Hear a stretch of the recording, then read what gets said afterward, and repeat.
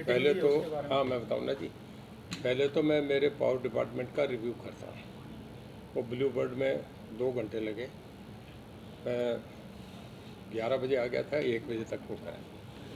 अब वहाँ से करके आ गया था, क्योंकि मई जून में बहुत तेज़ हवाएं चलती हैं, पोल टूटते हैं, लोगों को दिक्कत आती है बिजली में, तो एक बड़ा रेगुलर फीचर है।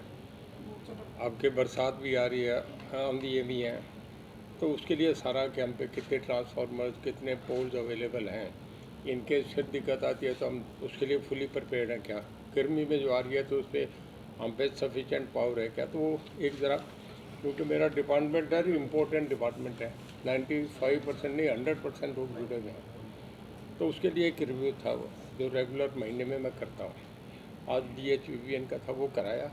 अब फिर यहाँ 5 तारीख से तो मैं सन 2008 से आता हूँ, समझो कि आज मेरा यहाँ से हिसार से है 15 साल का रिश्ता है जी। जब भजनलाल जी में बाई इलेक्शन लड़े थे, तभी लोगों ने सवाल उठा था कि हम भी लेंगे, कहा मैं हिसार में लूँगा, तब से पहले 2 थी, आजकल 5 तारीख का। और मिलता हूँ, कार्यकर्ता आते हैं, मिलता हूँ। हाँ, जब सरकार नहीं थी तब भी ऐसे कार्यकर्ता आते थे, हमारा तब से बराबर आप लोग मिलते थे, एक रिश्ता बना हुआ है। सब हल्कों की टीम, किसी के 50 आदमी, किसी के 100 आदमी, सब हल्कों से 500-700 आदमी हर महीने आते हैं, आप देखते हैं जी। आप पीछे हो। सर, कई जगह ये दिक्कतें आती हैं कि जो जेई अलाइनमेंट है वो प्राइवेट लोगों को लाइन पे काम करने के लिए बुला लेते हैं गांव की गांव में। उमरा गांव में भी एक ऐसा हादसा हुआ है, तो ऐसे में वो पीड़ित को और उस विभाग पे क्या कर सकते हैं? देखिए, कहीं सरकारी डॉक्टर की जगह RMP आ जाए तो उसको कोई चेक तो नहीं कर सकता ना। अब कोई घर में अगर कहीं रात को किसी के घर में ब्रेक डाउन हो जाए, घर का बच्चा लाइन मैन है वो काम कर दे, तो हमारे नोटिस में तो नहीं होता, पर ऑफिशियली कोई ऐसा नहीं अलाउड है। हमारे ALMR वही काम करते हैं, यही काम करते हैं, SDO की निगरानी में काम करते हैं। नहीं, यहाँ बुलाया गया सर विभाग की तरफ से उसको, और उसको करंट लगा। अभी तक वो अगर कोई बुलाया होगा, कहीं इमरजेंसी होती है तो बुला लिया जाता है।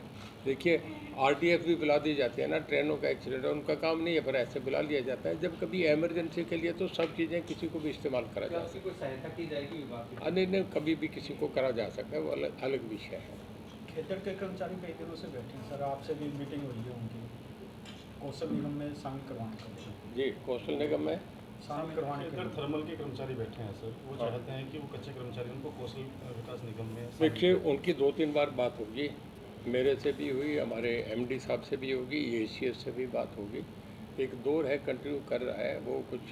कुछ मांगे उनको भी वो समझ रहे हैं कि जो जायज़ से नहीं है, अलग अलग मांगे रखी हैं, उनके प्रेसिडेंट भी मिल के गए, वो चल रहा है, हमारा भी टॉक चल रही है। लगातार चर्चाएं हैं कि समझौता जब रीजनेबल हो जाते हैं दोनों पक्ष तो हो जाता है, तो वो उसमें रीजनेबल होने में थोड़ा सा गैप रहता है। राजस्थान सरकार ने फ्री बिजली देने का ऐलान किया है। इससे पहले पंजाब दे रहा है और हिमाचल दे रहा है और दिल्ली दे रहा है। क्या हरियाणा में आप पे इस तरह का दबाव है? नहीं, हम पे कोई फ्री बिजली देने का ना दबाव है ना हो रहा है। जिन लोगों की दुकानें नहीं चल रही, वो अपनी दुकानें चलाने के लिए कहते हैं, फ्री बिजली हो ही नहीं सकती। मैं आप कह रहे हैं तो मैं थोड़ा सा बता रहा हूँ आपको कि पिछले 8 सालों में कोल के रेट बढ़े, डीजल के रेट बढ़े, जनरल कॉमोडिटीज़ के रेट बढ़े, हर चीज़ के रेट बढ़े हैं। पिछले 8 साल में हमने पावर में कोई रेट रिवाइज नहीं करा। नंबर 2, हमें जो हम सोलर की पावर लेते हैं वो हमें कुछ 3.5 रुपये पर यूनिट कॉस्ट करती है। जो थर्मल की पावर हम जनरेट करते हैं वो 5-5.25 रुपये हमें पड़ती है। और जो बाज़ार में आज तक हम शॉर्ट टर्म पे लेते हैं वो 7 रुपये से लेके 10 रुपये तक पर यूनिट हम लेते हैं। किसान को हम दे रहे हैं 10 पैसे दे रहे हैं। देखिए, अगर आपने फाइनेंशियली इम्प्लीकेशन देखें, सरकार चलाने की बात देखनी है, सिस्टम को ज़िंदा रखना है, तो फिर ये ठीक है। अगर कोलैप्स ही करना है सब कुछ, तो फिर आप कुछ भी कर लो। वो बातें एक BJP राष्ट्रीय पार्टी है, इस तरीके की बात नहीं कर सकती। ये जो लोग कर रहे हैं उन्हें भुगतना पड़ रहा है। पंजाब में अब दफ्तर जो है सुबह 7 बजे से 2 बजे कर दिया। पहले हमारा 4 बजे तक चलता है। जब ऑफिस में भी नहीं बिजली दे सकते तो हालात तो ख़राब हो रहे हैं ना। कांग्रेस के प्रदेश अध्यक्ष उद्धव खान ने भी दावा किया है कि अगर कांग्रेस की सरकार आती है तो वो 300 यूनिट बिजली फ्री देंगे। देखिए, दावा करना अलग चीज़ है, सरकार आने के बाद अलग बात होती है। जब सरकार आती है तो फिर जिम्मेदारियाँ आती हैं, फिर आदमी करता है। मुझे तो उन्हें 10 साल हो गए, कांग्रेस की सरकार आएगी। उत्तर प्रदेश में जहाँ राहुल जी हैं, आपकी प्रियंका जी है, वहाँ तो 30 साल में ही सरकार नहीं आई। बिहार में सरकार नहीं आई, गुजरात में कभी उनकी सरकार नहीं आई। सब जगह वो तो नारे हैं, लगाते रहे, सरकार तो आने नहीं, सरकार तो बीजेपी रहेगी। आप 24 घंटे बिजली देने का दावा करते हैं, लेकिन खुद आपकी ग्रीवेंस कमेटी की मीटिंग के अंदर बिजली गुल हो गई थी। देखिए, कुछ भी हो सकता है। अमेरिका में भी कई बार तूफान आ जाता है, कई बार कोई टेक्निकली फॉल्ट हो जाता है, कभी भी हो सकता है। एरोप्लेन में भी हो जाती है इस तरह की घटनाएं। ये आप इन चीज़ों को कभी नहीं रोक सकते। पर हमारा कहने का मतलब कि इस वक्त हमारी चारों कंपनी पूरे देश में, हम गुजरात से भी पहले पे, हमने आज तक डिफ़ॉल्ट हुई, हम कहीं भी मांगे, आज की हमारी गुडविल अकाउंटेबिलिटी है। हम सबसे ज़्यादा हमारे हरियाणा में, पूरे देश में केवल हमारा राज्य ऐसा है कि जिसमें हम 84% विलेजेस में 24 घंटे बिजली दे रहे हैं। हमारा प्रदेश ऐसा है कि जिसमें 47 डिस्कॉम कंपनीज है। हम गुजरात के बाद नंबर 2 पे हैं, हमसे आगे कोई नहीं है। सबसे बढ़िया बिजली का सिस्टम हमारा यहाँ है। तो अब 24 घंटे बिजली, आप कोई भी दुकान ऐसे नहीं चलती कि जिसमें आप फ्री देते रहें, तो एक दिन वो बंद हो जाएगी। इस बार गर्मी के मौसम में काफ़ी चेंज रहा बिजली काफ़ी डिमांड कम है। 2 थर्मल प्लांट बिल्कुल हुआ है। एक बार हमारी डिमांड 9-10 हज़ार मेगावाट तक चली गई थी, अब वापस 5,000 पे आ गई। कल से फिर थोड़ी सी बढ़नी शुरू हुई। आजकल अनप्रेडिक्टेबल हो गया, किसी को पता ही नहीं अब आएगी। 2 दिन गर्मी पड़ती है, आगे जैसे केरला में होता है, गर्मी पड़े तो दूसरे दिन बरसात आ जाती है। अब फिर बता रहे हैं कि आगे 3 दिन फिर बरसात है।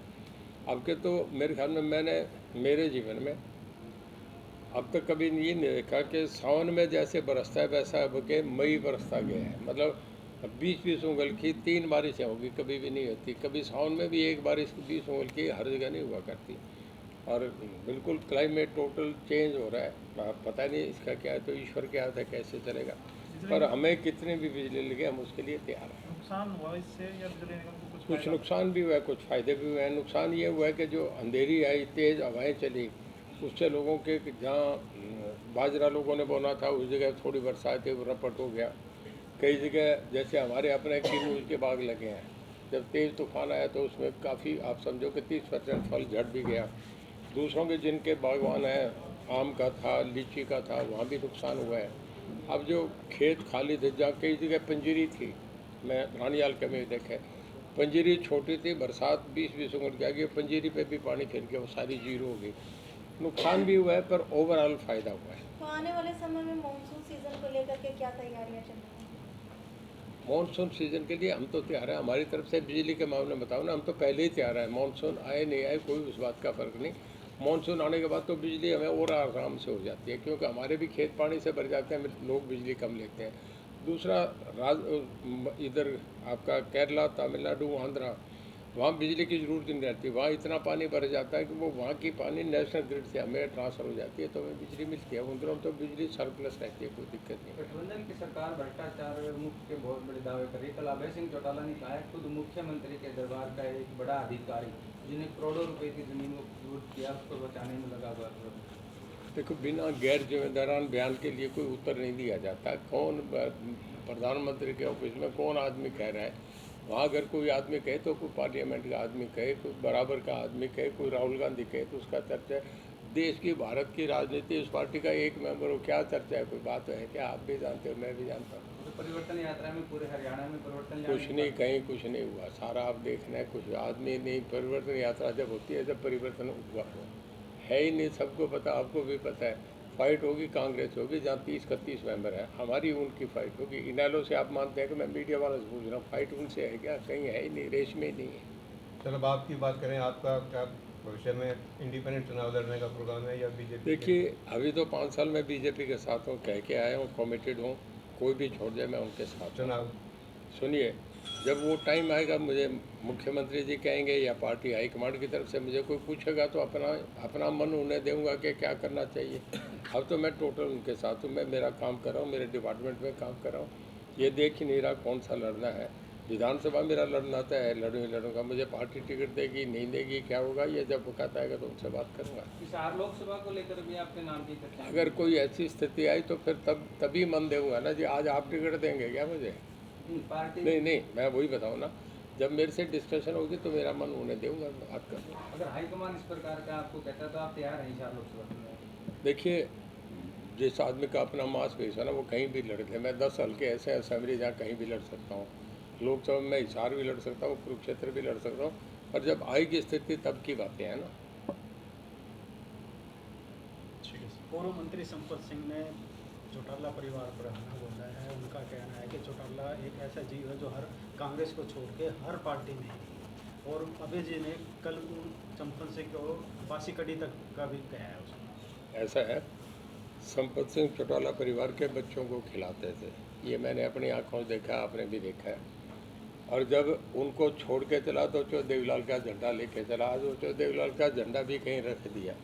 संपत सिंह की क्या कहानी है, कहीं चर्चा ही नहीं है, उसका कहीं राजनीतिक कोई है नहीं, सब जगह लुप्त हो गया, कोई चर्चा नहीं। चौ देवीलाल ने अपने हल्का दिए कि उन्हें भट्टू से अपनी सीट दे के उसे बनाया था। इसके बाद संपत सिंह कहीं है ही नहीं। एक इत्तेफाक था, अब कोई माशू हुक्म भी से मुख्यमंत्री बन गए, वो एक वक़्त था बनवाती, तो वो जो देवीलाल की देन थी, उनके करके वो एमएलए बन गए, मिनिस्टर बन गए। इतने दिन उनसे मज़े ले लिए।